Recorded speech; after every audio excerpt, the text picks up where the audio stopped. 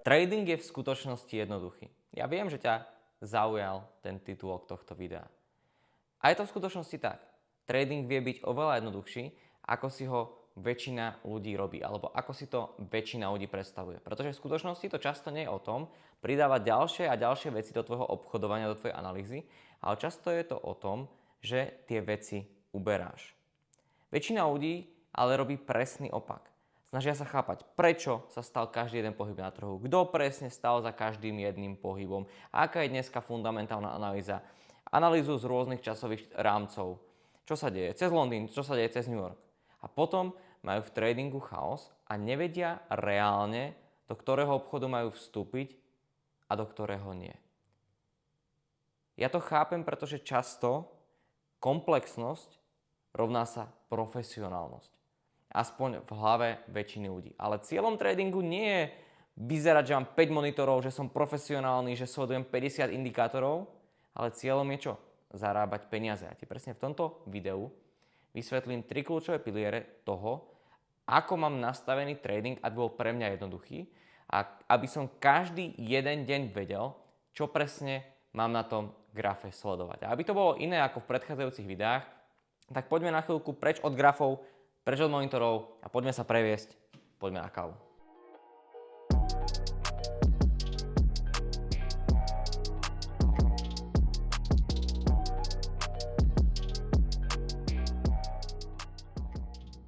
Káva úspešne získaná a ja chápem, ten nadpis a ten titulok, ktorý je v tomto videu, je veľmi kontroverzný, pretože povedať, že trading je jednoduchý, proste nemôžem len tak. Nemôžem to spraviť bez toho, aby som to mal čím podložiť. Ja chcem ale ísť na chvíľku do minulosti, pretože ja som v tradingu už viac ako 9 rokov a za prvé 3 roky obchodovania na burze, tak som spálil niekoľko desiatok tisíc eur. Niečo sa zarobilo a potom sa to spálilo. A väčšina tých prvých rokov boli prevažne neúspechy, vyhodené peniaze za totálne zbytočnosti a extra komplikácia tradingu. Či už to boli kurzy, za ktoré som dal nespočet peňazí. Väčšina z nich totálny bullshit. Či už to boli signálne skupiny, čo všetci dobre vieme, že nefungujú. Alebo či už to boli trading algoritmy. Dokonca sme testovali trading algoritmus, ktorý za pol roka spravil niekoľko stoviek percent. A bolo to skvelé. A potom sme v priebehu jedného jediného dňa, kvôli chybe, ktorá tam bola, a ten poskytovateľ, ktorý ho mal, stratili 8 000 eur vlastného kapitálu. A toto sú samozrejme skúsenosti, na základe ktorých ja som následne vedel postupovať ďalej. A ten najhorší moment môjho obchodovania po stratovej trading session v celom Londýne rannom, 3 hodiny za grafmi, proste samé straty, sledovanie štruktúry trhu, analýzy, rôzne nástroje a tak ďalej, indikátory, ktoré som mal na grafe. A po tejto skúsenosti a po takomto dni, kedy som vedel, že ešte mám ísť pokračovať obchodovať ďalej cez New York Session, tak som sa zamyslel na chvíľu a zamyslel som sa nad jednou vecou, ktorá za mňa je extrémne podstatná a čo som mal spraviť skôr. A namiesto toho, aby som ďalej premýšľal nad tým, že čo ďalšie chcem pridať do tradingu, aby to konečne začalo fungovať, tak som sa zamyslel a spýtal som sa samého seba, čo vlastne v tradingu skôr nechcem. Čo nechcem, ako nechcem, aby vyzeral môj trading deň, ako nechcem, aby vyzerala moja trading stratégia. A bolo to pár vecí, napríklad to, že nechcem sedieť celé hodiny za grafmi, napríklad to, že chcem mať nástroje využívať, ktoré by mi ideálne automaticky vykreslovali oblasti záujmu alebo si vytvoriť nejaký indikátor. Potom neskôr som narazil na profesionálne trading nástroje, ktoré mi to umožnili. A samozrejme obchodovanie napríklad jedného inštrumentu namiesto 15 trhov. Obchodovanie v priebehu jedného dňa, obchody zavrieť a už nemyslieť na ne do ďalšieho dňa, na rozdiel od swingového obchodovania napríklad, ktoré som robil takisto a skúšal takisto. A porovnávanie časových rámcov, to úplne vyhodiť preč, aby ma to zbytočne nemýlilo. Čiže toto bolo XY vecí, nad ktorými som premýšľal. Nie, že čo chcem pridať do toho tradingu, ako ho môžem zlepšiť, ale čo v tom obchodovaní vlastne nechcem. A ja to chápem, pretože keď začínaš obchodovať, alebo si, respektíve inak to poviem, keď sa ti nedarí v tradingu, tak hľadáš, kde je problém. Čo ti tam ešte chýba. Ja tomu úplne rozumiem, pretože ja som bol taký istý. A často premýšľaš nad tým, ako môžem lepšie chápať to, prečo sa deje každý jeden pohyb na tom trhu. Ale o tom trading nie je. Je to o tom mať štatistickú výhodu na trhu, to znamená mať stratégiu, ktorá vieš, že má takú úspešnosť, taký risk reward a všetky tieto veci a vieš, že dlhodobého hľadiska ti produkuje výsledky. A nie je to proste o tom vedieť, čo sa deje každý jeden pohyb, ako je na tom fundament, taký timeframe a komplikovať si to. A ja to chápem, vidíš na sociálnych sieťach, ako má niekto 5 monitorov, vyzerá to pekne, má tam rôzne grafy, pekne si ich porovnáva a tak ďalej. Ja ti garantujem, že ten trader sleduje väčšinou 1 alebo 2 monitory maximálne. To isté s porovnávaním časových rámcov. Nebol by si radšej, keby proste sleduješ jeden časový rámec, jeden trh, jeden čas dňa, v dni? Proste nie je to o tom. Ja chápem, tá komplexnosť predáva. To, že vidíš veľa monitorov, veľa nástrojov, porovnávanie timeframeov, fundament, do toho také AIčko. Super, predáva to kurzy, ja to chápem, ale čo ja vnímam u svojich študentov je ten feedback vždycky, že ja nechápem, a to je jedno, či sú v tradingu pol roka, rok, 5 alebo 10 niektorí, a napíšu mi, ja nechápem, jak to môžeš mať tak zjednodušené. Ako tá stratégia môže mať také jasné pravidlá. Ako môžeš mať takú istotu za každým tým jedným vstupom do obchodu. Už konečne chápem tie čísla, konečne chápem, čo to znamená mať jasné pravidlá a konečne chápem, ako k tomu mám pristupovať. A toto ja proste vnímam pravidelne. Zvlášť, keď robím 5-dňovú výzvu, ktorú robím raz za 1-2 mesiace. Cez leto väčšinou nie, ani toto leto nebude, ale najbližšie je 15.6. A tamto vidím, ja za 5 dní vysvetlím človeku kompletný prístup od toho, ako sa štatisticky pozerať na trading, cez profesionálnu platformu, jasné pravidlá stratégie a ako robiť risk management a prístup k fundingu, aby si ho splnil do 30 dní a potom začal vybrať payouty. A ja proste to vidím, že to zjednodušenie je to, čo reálne tí ľudia chcú a čo aj ty by si mal chcieť. Keby máš notebook, jeden graf a presne vieš, čo máš robiť a zarába ti to peniaze versus 5 monitorov, 10 nástrojov, ale reálne máš v tom chaos, ale vyzerá to pekne, na sockách to vyzerá sexy a môžeš si to hodiť na Instak storyčko, že paráda, mám krásny setup, ale reálne neviem, čo robím, tak ktoré z toho by si vybral? Ešte na chvíľku sa k tomu zastavím v ďalšej časti. Áno, komplexnosť má svoje miesto, to je pravda, ale až následne pri tých ďalších krokoch, to znamená reinvestovanie tých peňazí, manažment portfólia, akcie, indexy, kryptomeny, nehnuteľnosti, proste áno, tam je tá komplexnosť, tam je tá diverzifikácia, ale pri intraday obchodovaní ide o jednoduchosť, jasné pravidlá a pravidelné vyberanie peňazí, pravidelnú cash flow. A toho je dôležité sa držať. Trošku sme sa previezli a poďme k ďalšej časti videa.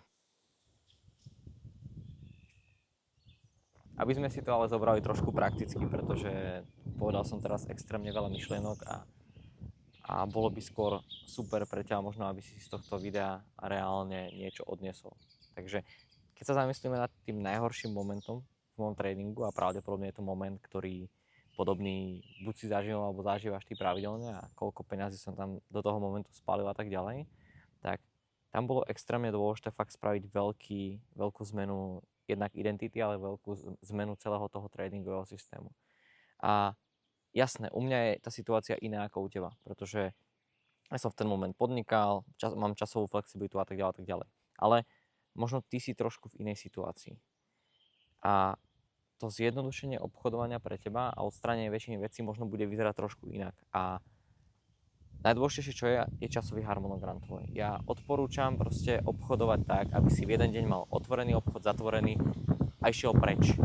Išiel proste preč od grafov, už to neriešil, pretože to je za mňa extrémne dôležité. Namiesto toho, že som sa ráno budil a sledoval graf, že kde sa zavreli alebo nezavreli moje swingové pozície, či nemám otvorené ďalšie swingové pozície, alebo či som dokonca nemal straty v noci, tak som vedel, že OK, a viem teraz, že OK, keď zavriem o 5:00 po obede grafy, tak už nemusím riešiť, čo sa tam deje. Je mi to totálne ukradnuté, je mi to totálne jedno. A to odporúčam aj tebe, ale možno pracuješ tak, že práve že po obede máš prácu. Tak si to nastav na ráno, na hodinku, 2, maximálne. Proste na Londýn alebo na Frankfurt Open od 8 alebo od 9. To je za mňa extrémne dôležité. Ďalšia vec, sústreď sa na jeden trh.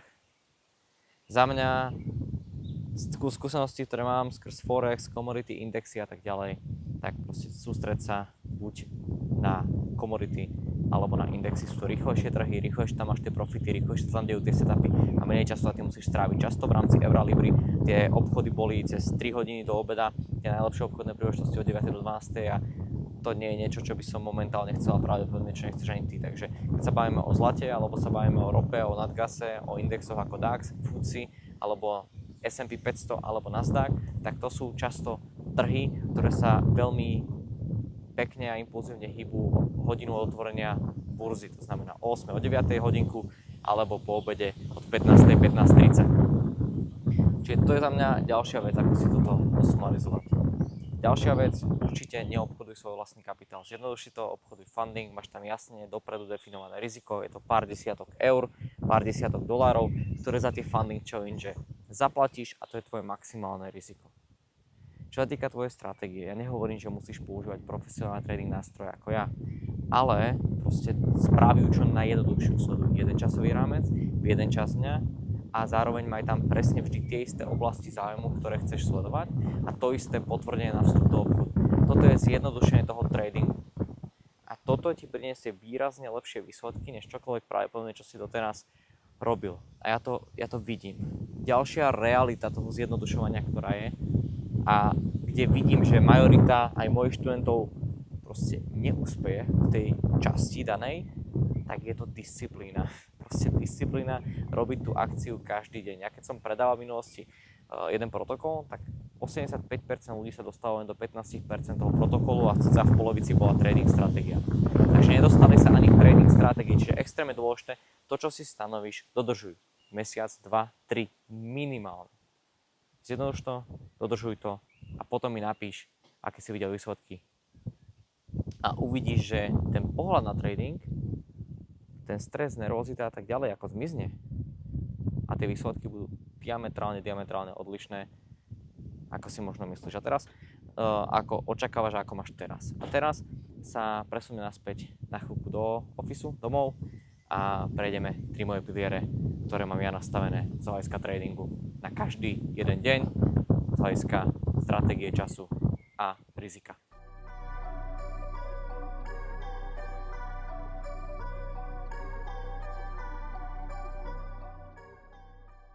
Tieto 3 piliere sú dôvod, prečo je pre mňa môj trading jednoduchý a prečo každý deň viem presne, čo mám robiť. Poprvé, trading čas a trh. Namiesto toho, aby som mal roztrieštenú pozornosť na niekoľko trhov alebo na niekoľko trading sessions, napríklad Londýn a New York, tak sa sústredím na jeden trh, konkrétne Nasdaq, a 1 hodinu denne od New York Stock Exchange Openu. Druhým pilierom sú reálne objednávky na trhu, respektíve profesionálne nástroje ako Volume Profile, VWAP a Footprint. A čo tieto nástroje pre mňa robia, sú dve veci. Volume Profile spolu s VWAPom mi dávajú automaticky vykreslené oblasti záujmu, kde viem, že mám vstupovať do obchodu a že tam sú tie najlepšie obchodné príležitosti. A Footprint, inak povedané Order Flow, mi dáva jasné a jednoznačné potvrdenie na vstup do obchodu na základe reálnych nakupujúcich a predávajúcich na trhu. A tretím pilierom je risk management. Risk management v rámci celého môjho portfólia. Zvlášť pokiaľ obchoduješ funding ako ja. To znamená denný limit. Pokiaľ mám 2 stop lossy po sebe, končím na ten daný deň. Po druhé, to je rotácia účtov. To znamená, neobchodujem celé portfólio naraz. Pokiaľ máš niekoľko účtov, tak obchoduješ ich jednotlivo. Pokiaľ príde losing streak alebo losing deň na jednom účte, prechádzaš na ďalší účet a tak ďalej a tak ďalej. Pokiaľ máš viac ako 6 alebo 8 účtov, tak po 2 účtoch toto robíš a striedaš takýmto spôsobom. A po tretie, vďaka tomuto je to tá ochrana portfólia. To znamená, viem presne koľko riskujem, viem presne koľko v riziku portfólia mám v jeden daný moment.